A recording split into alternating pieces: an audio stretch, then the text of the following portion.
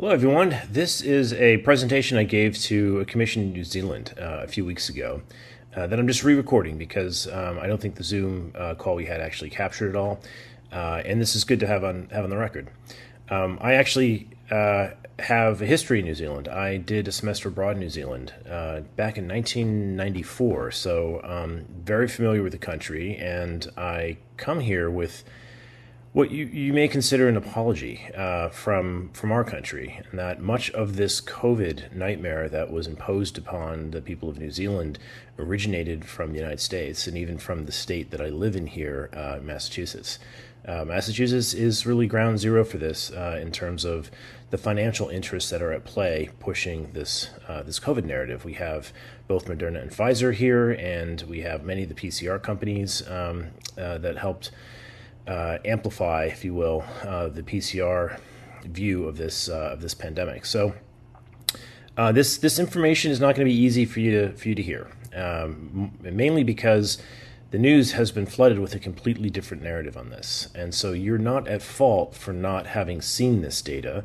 There was a very large billion-dollar campaign here in the United States to inhibit vaccine hesitancy. This was from the Biden administration.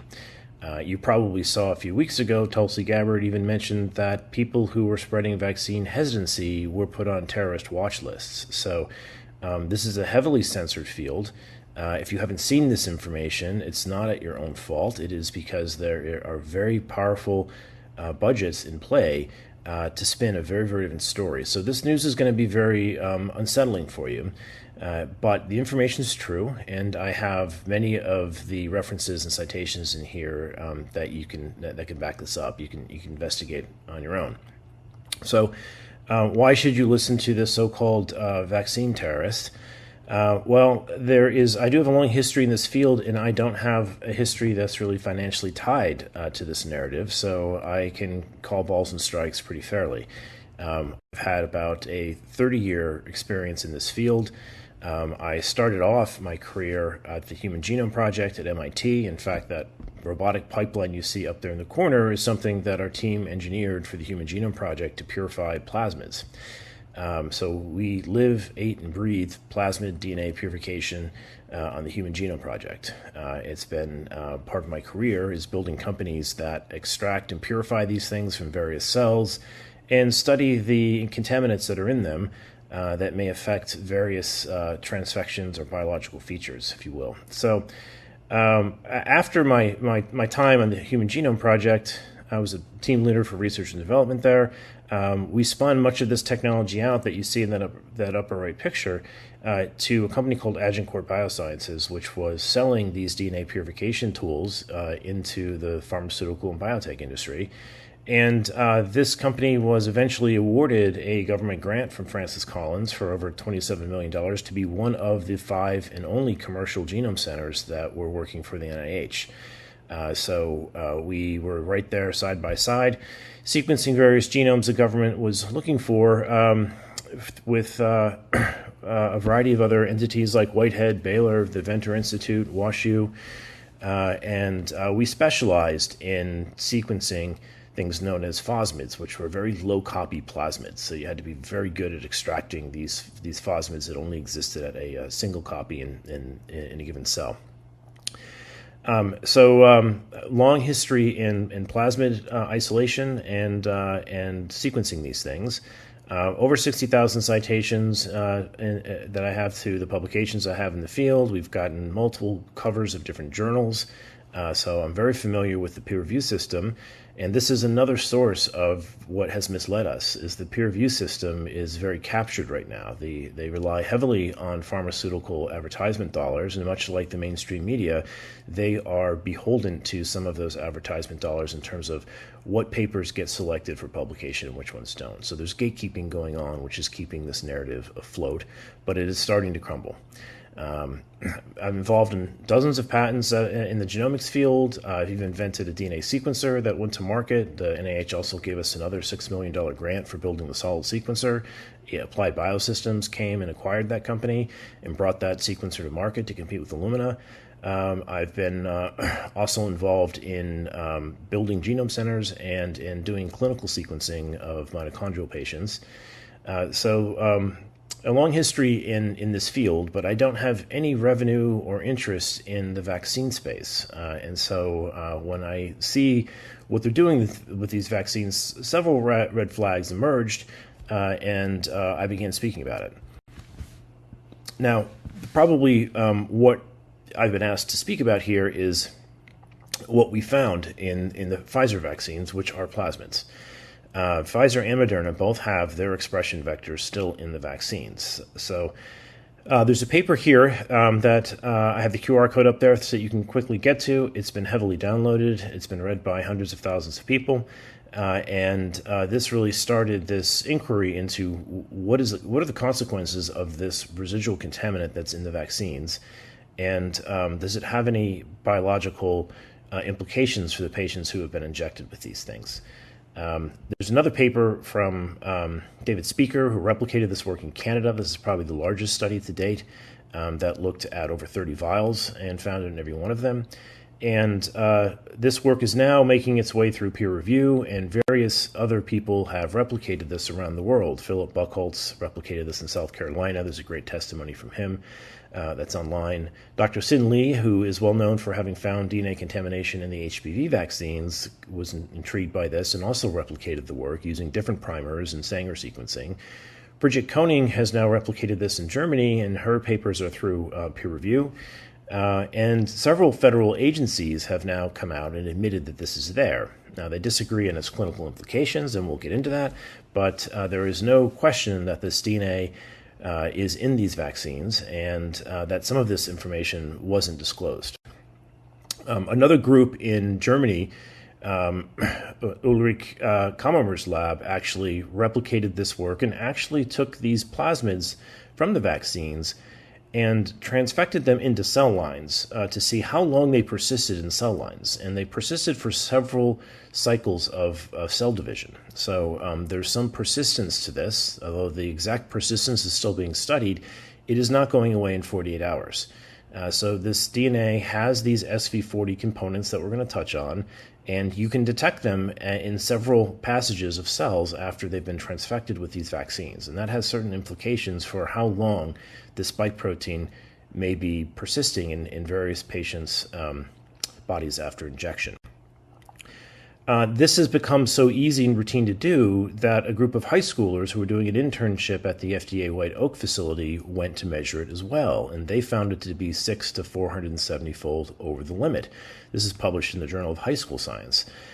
So you don't need a sophisticated laboratory to find this. It's actually quite easy to find, which makes it a little bit more shocking as to how it ended up there and how the regulations have missed this in the process of giving out 13 billion doses to 5 billion people.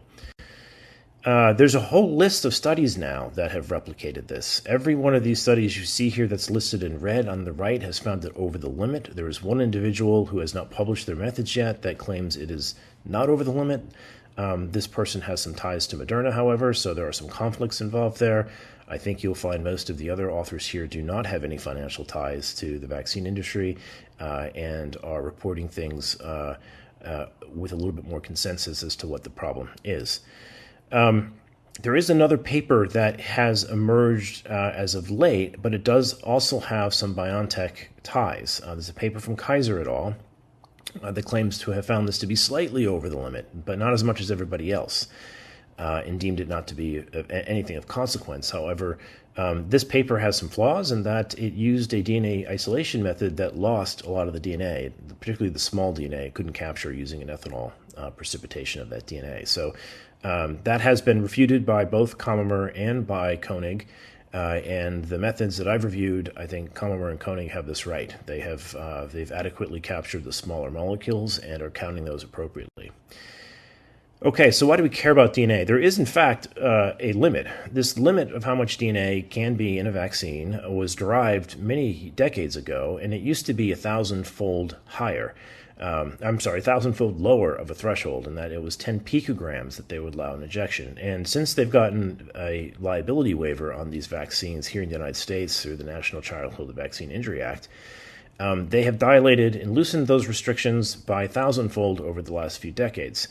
But all of these thresholds were based on the assumption of injecting naked DNA, which does get degraded pretty quickly in your bloodstream. You have LNPs, you have DNases that go and actually chew up this DNA, and that limits its half-life to 5 or 10 minutes. The change that's occurred in order to make this mRNA platform work, that mRNA would also degrade very quickly and be a very useless therapeutic if it were not coated in a lipid nanoparticle. And the challenge we have here is these lipid nanoparticles are also coating this contaminated DNA. So the half-lives and the limits that they've put in place are no longer valid. This DNA is going to get delivered directly to cells. It's not going to get degraded. And arguably, the limits they have in place are now completely irrelevant. Even with these limits in place, all of these papers are reporting things log scales over. Orders of magnitude higher than this are what are being seen. 100 nanograms to a microgram of DNA is what is being found in these shots. So the limits are relevant and obsolete, and it's still over that limit by 10 to 100-fold.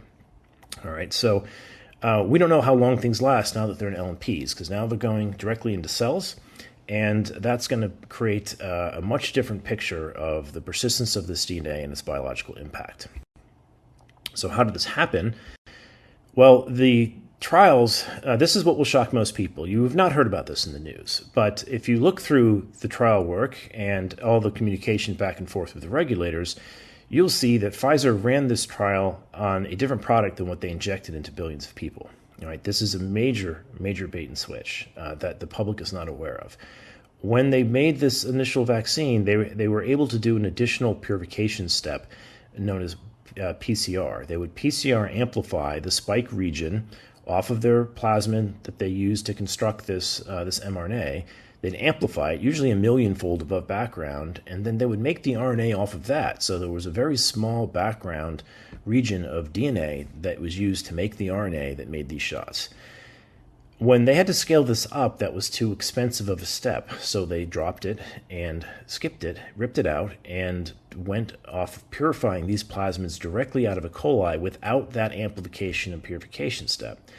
So now what you have is a much higher percentage of background plasmid DNA and probably some of these E. coli components like endotoxin in the shots. We haven't measured the endotoxin, but it's one of these things, if you're in plasmid purification, you know endotoxin from E. coli is your number one enemy when you're trying to purify plasmid of therapeutic grade. If any of that endotoxin gets into the shots, you will create a septic-like anaphylaxis, which we saw many people have post-injection with these vaccines. They would drop in the vaccine centers such that they had to change the administration protocols to have people sit down for 15 minutes after the injection. That is likely, although we don't have evidence and proof of that, that is likely an artifact of these E. coli components known as LPS, lipopolysaccharides, or otherwise known as endotoxin, still being in the shots. Now, what we do have evidence for are these plasmids are in there without any question now. This has been replicated in many places around the world, and there are consequences for having these residual pieces of DNA left inside the vaccines that we're going to touch on. This is not conspiracy theory. This has been published in the BMJ by Retzef Levy, and they go through this process one where they ran these vaccines in the trial and how they changed that when they decided to go and inject the rest of the world. This is traditionally a mortal sin in vaccine manufacturing or in any sort of biologic manufacturing. The process is the product. You change the process, you have to go through trials again. And the EMA even asked them to do that, although they failed to. They asked for another trial of 250 people once they changed the process, and that data was never delivered. So this bait and switch is very important for you to understand why the trial data is of absolute zero consequence to what we're actually seeing in the field. Those numbers are a caricature of what they're actually doing with these injections. So what did we find when we sequenced these vaccines? We noticed you take the DNA sequence that you get and you put it into commercial annotation software to annotate these plasmids. And these commercial annotation software tools, by default, will highlight all the parts in the plasmid that are functional. So there's always an antibiotic resistance gene in these plasmids. That's what helps them propagate in E. coli. You have to grow these E. coli in the presence of antibiotics, and that means only the cells that have the plasmids replicate. But they also highlight things like these SV40 components that are used to drive the antibiotic resistance gene. Now, what's notable with the plasmid map on the left is that the software tool automatically annotates these regions, and somebody at Pfizer had to go and remove those annotations by hand before handing the plasmid map on the right to regulators. All right, so the regulators did get the DNA sequence, but the sponsor is obligated to annotate every open reading frame and every promoter on that plasmid, even if they don't know what they do. And this is where Pfizer got themselves into a bit of a sticky here, in that they had to have gone in there and actively removed those annotations, hid them from the FDA. And the FDA, once they saw our data, were able to go back, look at the sequence, annotate it themselves, of course, years later, to find that, yes, this omission had occurred, and this is a violation of the guidelines that are given. So there has been an intentional deception here that has gone on that I think everyone should take note of. Now, why are they hiding SV40? If you look through the vaccine history here in the literature, you'll know that the SV40 virus contaminated the polio vaccines. And there's a large debate in the literature that's been going on for decades as to its implication in cancer. When you give SV40 viruses to cell lines and to tissues, you will get cancers. There's no question about that. The only debate that rages on is whether or not you can find this in the epidemiological literature. And when you do studies looking at people who got the polio vaccine and who didn't, is there a real difference in cancer rates between those? And that has been much harder to see, predominantly because that vaccine shedded. So the unvaccinated got it from the vaccinated because it was a live entity. All right, so the epidemiological data is always loaded with confounders, makes it very difficult for you to find these signals, but in the laboratory, this virus is one of the most potent oncogenic viruses we know of. So we don't have the whole virus in these vaccines. We have some of the more carcinogenic components of that virus in the vaccine, however, and I'm going to touch on some of the papers that point that out. These sequences are very functional, and they have consequences when they are left behind inside of a vaccine. So the initial public response to this, the regulatory response, was yes, it's there. We weren't informed about it, but the DNA is probably too small in length to matter. And I say probably because they didn't measure it, and they don't know. We do. They then said it's too small in quantity to matter. Well, that quantity metric, as I mentioned before, was never considering there being lipid nanoparticles around, so they don't have their metrics right there. And multiple papers have now come out saying it's actually over their limit, even if that limit is still justifiable. And then they want to claim that they're not functional. Now, all three of these things are wrong, and we're going to go through the literature that demonstrates why they're wrong. First off, that DNA sequence that's in there is known as the SV40 promoter in the enhancer region. That's one of the regions. There's also an SV40 origin of replication that we'll touch on, and there's a SV40 polyase signal. Those are sort of the three main pieces of DNA that are in there. A couple others that are of less significance in my opinion. But the SV40 enhancers, these are used in gene therapy plasmids. All right, these are nuclear targeting sequences. So these transcription factors bind to that sequence and drag it and everything connected to it into the nucleus of the cell. So when you hear a lot of the responses to this work, they'll say, well, it doesn't matter, it's never going to get to the nucleus. There's two things wrong with that statement. One, there's a nuclear targeting sequence in there that guarantees it will get to the nucleus. Second, these LNPs go to cells that are dividing, and when cells divide, there is no nuclear envelope protecting the DNA. They have to go through cell division, and that dissolves during that process. So when they're talking about this not getting to the nucleus, these people are doing a smokescreen on you. They're not being honest with themselves that cells divide, and when cells divide, there is no protection of this DNA. So that's something to watch out for. When you see people saying it doesn't get to the nucleus, that's a sign that they are trying to lie to you, and it doesn't take much more than a high school biology textbook to prove them otherwise. Independent of that, this is a very potent gene therapy tool. In fact, this plasmid was pulled from Pfizer's gene therapy department. That was actually mentioned in one of Pfizer's papers in terms of how they developed these vaccines so quickly. They called up their gene therapy department to get some plasmids they could use quite readily. The other literature out there is that this SV40 promoter and enhancer, this binds to the P53 gene. P53 is the guardian of your genome. It's a tumor suppressor gene. You don't want anything binding to that gene. Otherwise, you may see an impact in cancer. This is very important given the literature we have now on the spike protein itself also inhibiting the expression of this gene. Welfik Aries group has published a paper, Zhang et al., that touches on that. So now we've got two reasons to be concerned about P53. The DNA in there interferes with it to some degree, and we know the spike protein plays a role in that pathway as well. So there's an oncogenic concern here. There's also listed literature now from Sinickel et al. That demonstrates that this particular sequence is what is known as a hypermutability element. All right, it will induce mutations in DNA near it. So it is, as this paper says, potential tumorigenic activity. So when they say that there is no function to this DNA, you merely need to point to these three papers and say, no, there's published function of this DNA that needs to be explained. And this is not something that you can just say, well, they forgot to tell us about it. No, it's very relevant. There's a reason they forgot to tell you about it, is they didn't want you to know this was in there. And you'll see that this lines up with some of their future business interests. All right, so these FDA guidelines we spoke about earlier, that they're derived injecting naked DNA, but you'll note the papers that justify this limit speak to the fact that the smaller the DNA is, on a per nanogram basis, you have many more copies of DNA.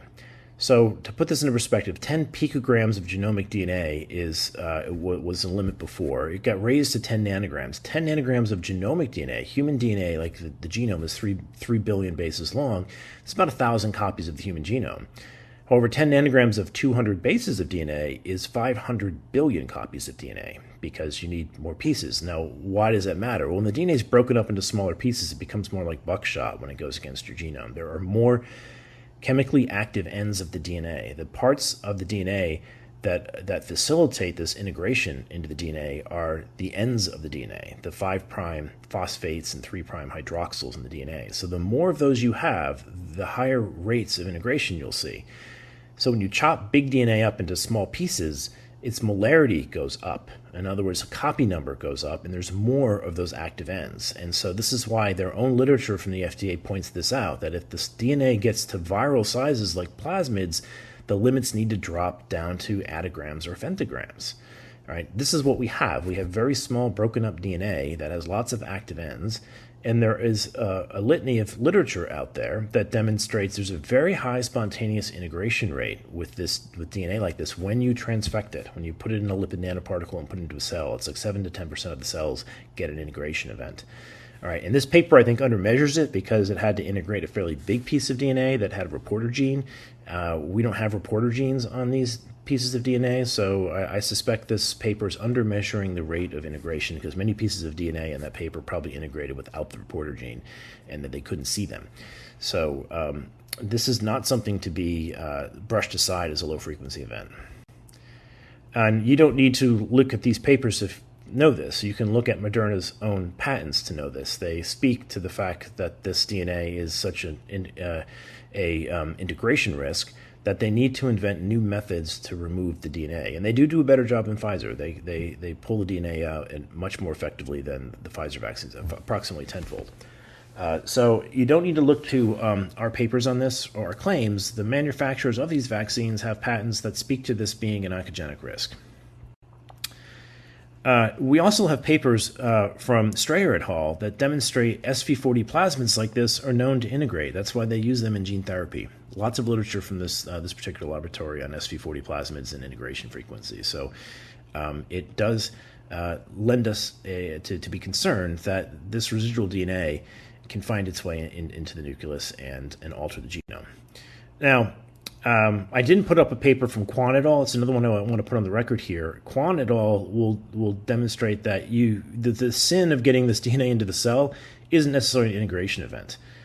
Once you load the cell with cytosolic DNA, you can trigger the C-gas sting pathway, which is oncogenic in and of itself. So really the damage is done on transfection. Whether it integrates into the genome is somewhat irrelevant, because this plasmid DNA can replicate episomally, meaning it doesn't need to be in the chromosome to replicate because it has an SV40 origin of replication. That's a mammalian origin of replication.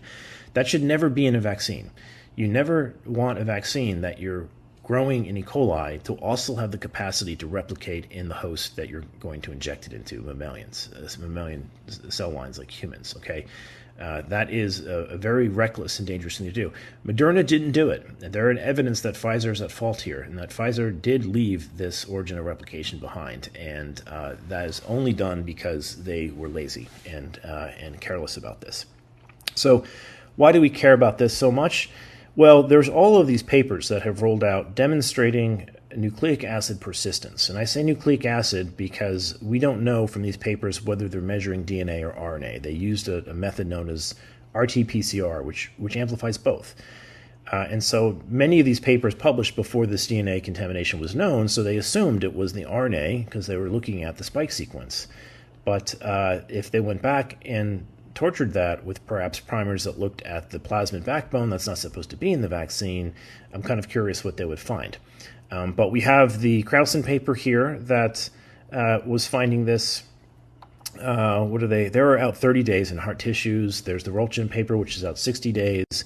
There are all these other papers that found it in placenta, 2 to 10 days. There was found in plasmid from Castroiu's paper, 28 days later in plasma. And then in breast milk, this was out to about 5 days in the Hanna paper. So, and the Hanna paper is under-measuring this. They have a PCR assay that's horribly insensitive. It only has about a 400,000 copy LOD, limit of detection. That should be down at around 10 copies. So their assay, for some reason, is insensitive to this issue. So I think if they had a more sensitive assay, they would have found this out 10, 15 days in breast milk. So anyway, there's a tremendous dose getting through breast milk. If you add up what's in that paper, the number of feedings that a child has, this is not an insignificant amount as those authors suggest, because they did not consider how much milk a baby drinks over the course of 3 days. And that would add up to a substantial and a sizable dose that that child is getting in that feeding.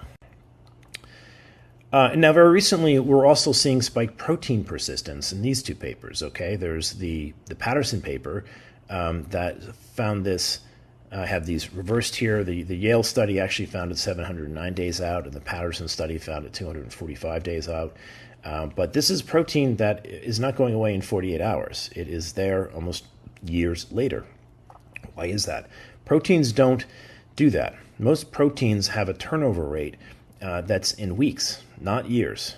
So this implies something is regenerating the spike protein in your body, or it is evading destruction for long periods of time in certain wet reservoirs in the human body. So this leads people to believe perhaps this mRNA is lasting longer, or there's plasmids in there still generating spike, and we don't know the answer to that yet.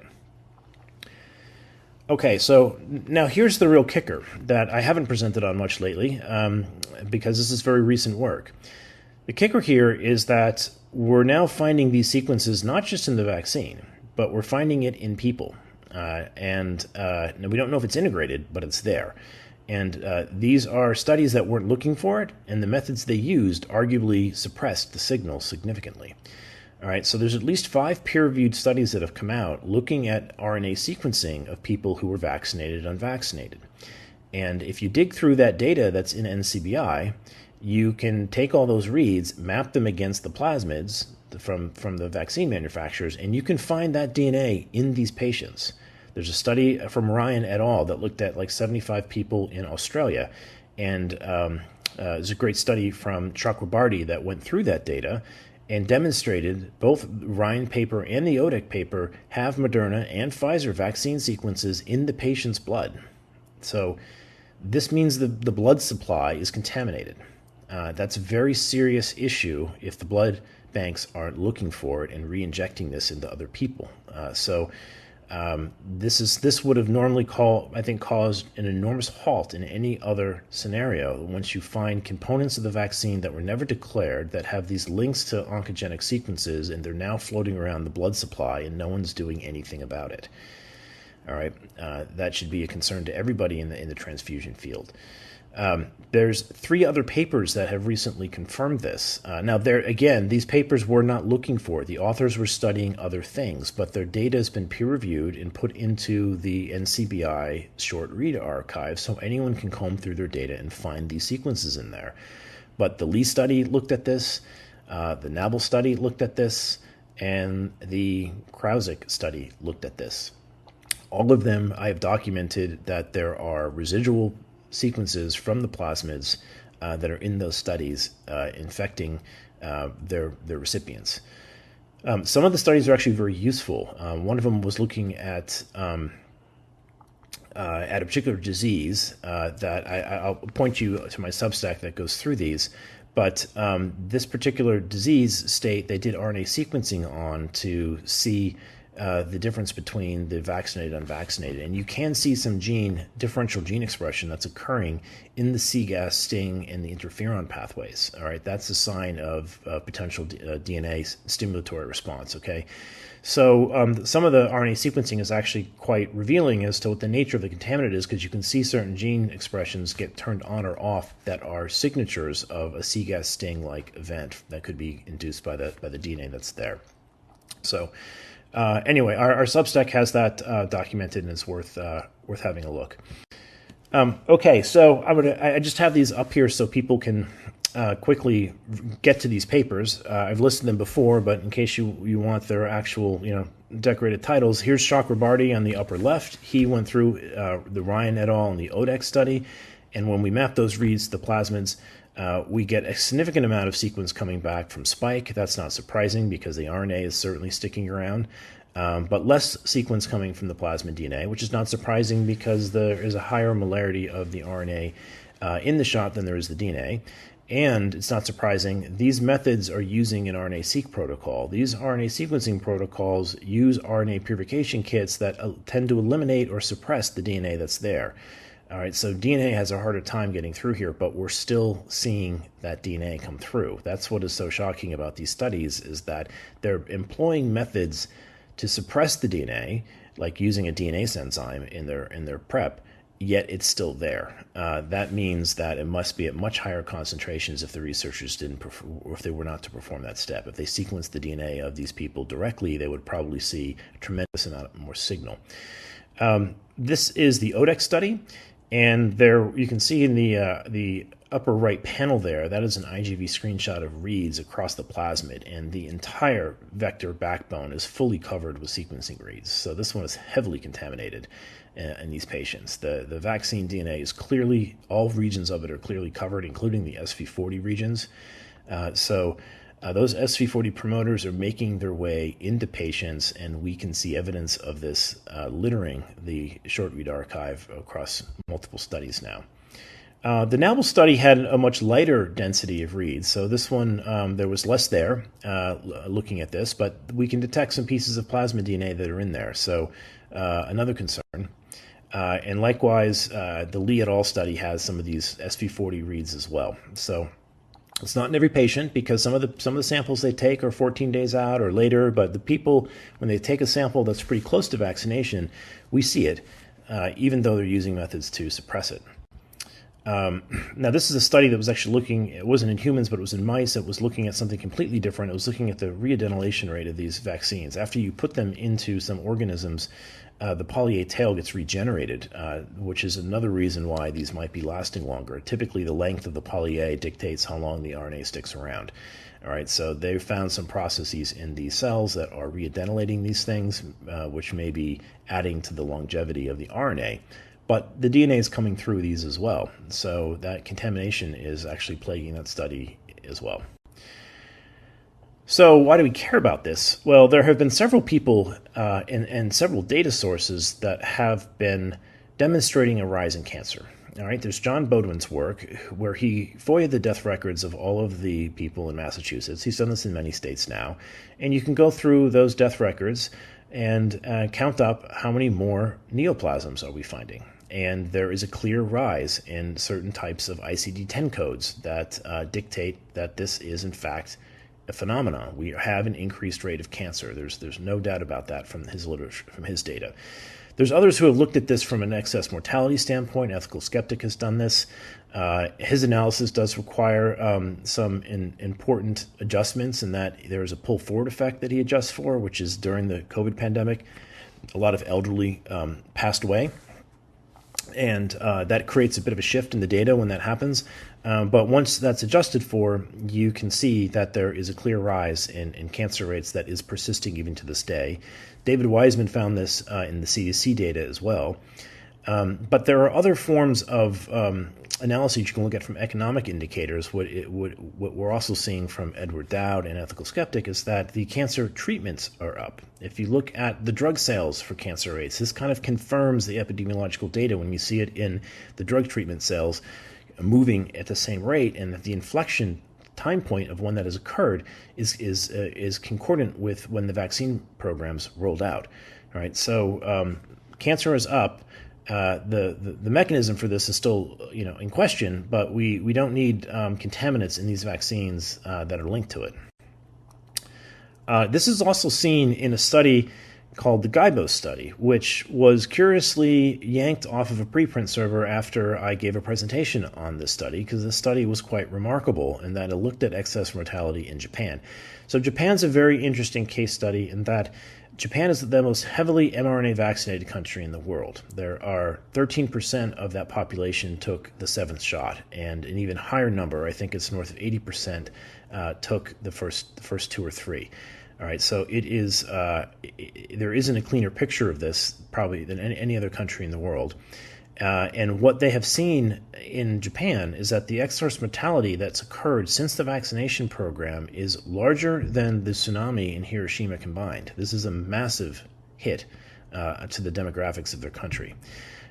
What's also evident in their data, as you can see on the slide or the graph on the right there that has these orange bars, is the magnitude of the excess mortality is staying somewhat consistent as they layer on more doses. All right, that suggests there's a cumulative effect, because what's occurred as they've gone on, you can see the blue wave down below, is less and less people are taking these shots in Japan, yet the magnitude of the excess mortality isn't going down with it. So your 7th shot may have some residuals from the 1st, 2nd, 3rd, 4th, and 5th, right? That cumulative damage means that this wave of excess mortality, they're not out of the woods yet. They may see this persist for a decade. That is quite concerning, given the decay in the uptake of these vaccines over time. The other thing that's very important about this study is that the types of cancer all changed. Prior to this, they had a baseline cancer rate of different cancers. After the vaccine, the cancers shift to a younger age demographic and different types of cancers. That's a very important sort of Bradford Hill tenet of causality, if you will, when you see a biological signal like that. So the GIBO paper is up on our Substack because they pulled it off the preprint server once this came live. But there's another paper from Japan that recently did get through peer review that emulates this, and not to the detail of the GIBO paper, but it does show that this excess mortality in Japan is in fact real, and it's evident in the data. For the first time in their history, they have a decay in their life expectancy. You can see that on the chart over here on the left, where the tsunami and the vaccine are mentioned. You can see their life expectancy was cruising along, getting better and better over the years up until the vaccine program, and now it's decaying for the first time in a very long while. Now, the excess mortality in Japan is not all cancer. In fact, only like 5 to 7% of it are cancers. A lot of the there's a survivor bias going on here. You have to not die from a stroke or myocarditis or acute renal failure in order for them to find cancer. So the people are dying predominantly from these other things. But if they happen to survive that, then you can detect the cancer signal. So it is a bit more delayed and a bit more, I'd say, camouflaged by the other more acute forms of injury from these vaccines. Why is this happening? Well, they know something. Pfizer, very early on, they had the data on this from their trial. They knew this was going to happen, and they quickly went out and acquired cancer companies. They put $43 billion into the acquisition of Seagen, and they put $2.26 billion to acquire Trillium Therapeutics. Trillium was focused on blood cancers that have a CD147 marker on them. Okay, that is one of the markers that is known to be involved in COVID. So they have a very interesting window on those malignancies, and they're buying up the cancer companies that are probably going to play the biggest role in benefiting from the mess that they've created. So, in summary, the Pfizer vaccines on the market are not the same formulation as what was tested in the clinical trials. This is a big bait and switch, and it's a fraud.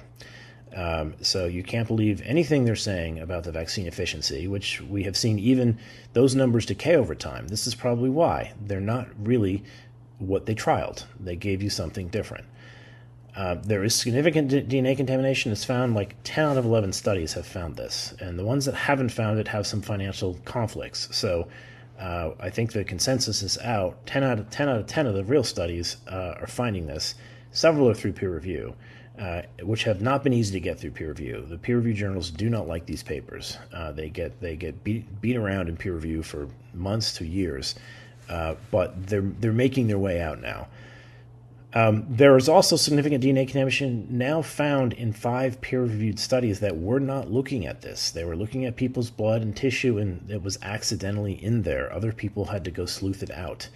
We've got cancer on the rise, and there's several papers that report cancer post-vaccination. Like right at the site of injection, they'll see neoplasms. All right, there's something going on here. This can't be ignored, saying it's a coincidence anymore. Now, these are liability-free, and they're often mandated, okay? This may be the largest carcinogenic hit ever to the human population. And we have these on childhood schedules. We're giving these to pregnant women. This has gone absolutely off the rails, and it's time people pull back and look at this data more soberly without the panic of the COVID pandemic clouding everyone's judgment, if you will. Now, we've done some recent work as well. I want to point people's attention to. There's another type of artifact in this data that hasn't been covered as well because it's more expensive to cover. So DNA is pretty easy to measure. We have PCR machines that we're testing COVID in parking lots. It's a very decentralized tool that anyone can use, which is why the replication has been so easy. What hasn't been easy to replicate and to study are prions and amyloidogenic peptides that we believe are in the spike sequence in these vaccines. The vaccines encode a particular protein sequence in there that's known to be amyloidogenic. That means it can form amyloids or prions in the body. All right. Prions are proteins that misfold, and when they misfold, they chain react to make other proteins misfold. We think this might be playing a role in the clotting cascades, which is why we're seeing lots of clots in people, that these things are facilitating a fibrin clot-like structure, and this is resulting in a lot of the cardiovascular issues that are seen with these very bizarre Kaplan-Meier clots. These are harder to measure. The tools to do this aren't as cheap, and it requires a real specialist. Kevin McKernan has been doing some work, not me, different Kevin, on this, and I've been collaborating with him in that I've been sequencing some of these clots to prove that they're not a fictitious Twitter phenomenon. They're in fact real human DNA in these clots. And there's something that we're noticing in that DNA is that it has a signature of being a neutrophil extracellular trap. It is a type of reaction that happens in sepsis, and your immune system sees foreign entities, it begins to clot around them, and it tends to take some free circulating DNA into those clotting structures and leave a particular signature in that DNA that we can see. This sequencing has been very informative in that we're beginning to see sequences of the patient's genome that might be predisposing them to this. As you know, billions of these shots were given, 5 billion people perhaps. We don't have 5 billion people that are clotted. A subset of those people are having a bad reaction. We're trying to figure out who.